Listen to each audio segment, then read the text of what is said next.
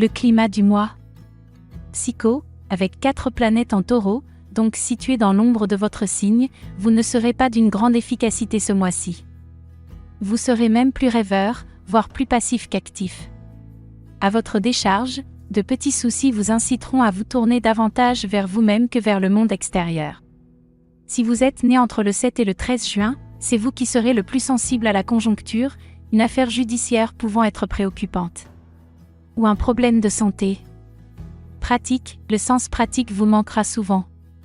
S'il s'agit de trouver des solutions concrètes à vos problèmes ou à ceux d'autrui, vous n'aurez pas beaucoup d'idées et devrez vous en remettre aux personnes dont vous appréciez le bon sens. Cela ne vous est pas habituel, dans la mesure où le Gémeaux a de la ressource du côté des idées, mais vous serez probablement trop préoccupé pour être pleinement opérationnel. Vie quotidienne. Travail, c'est surtout dans ce domaine que vous ne serez pas assez attentif et que vous risquez de commettre des bourdes.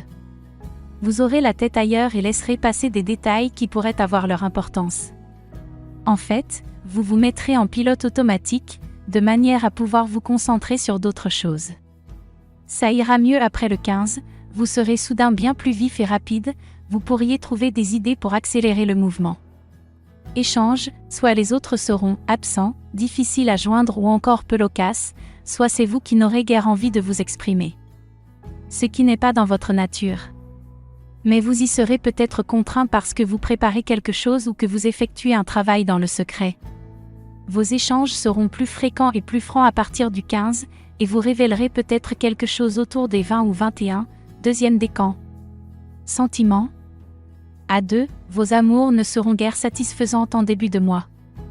La communication ne passera pas très bien, ou alors votre partenaire sera absent pour des raisons professionnelles, voire de santé. Mais le climat changera après le 9, avec l'arrivée de Vénus dans votre signe.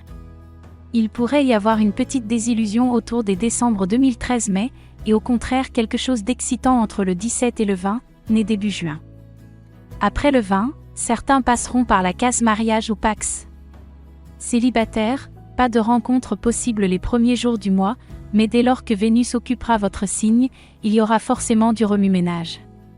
Après une petite désillusion, vous pourriez avoir un gros coup de cœur entre le 17 et le 20, deuxième décan, si vous êtes du troisième décan, le week-end du 25 sera superbe. Là aussi, des rencontres seront possibles, probablement parce que vous serez convié à un grand raout, un mariage, par exemple. En aparté. Entre la fin des vacances de printemps, le pont de l'Ascension et la Pentecôte, vous ne travaillerez pas beaucoup ce mois-ci, ce qui peut expliquer votre désintérêt. Mais vous pouvez aussi avoir des examens à préparer, ou un ouvrage littéraire à terminer.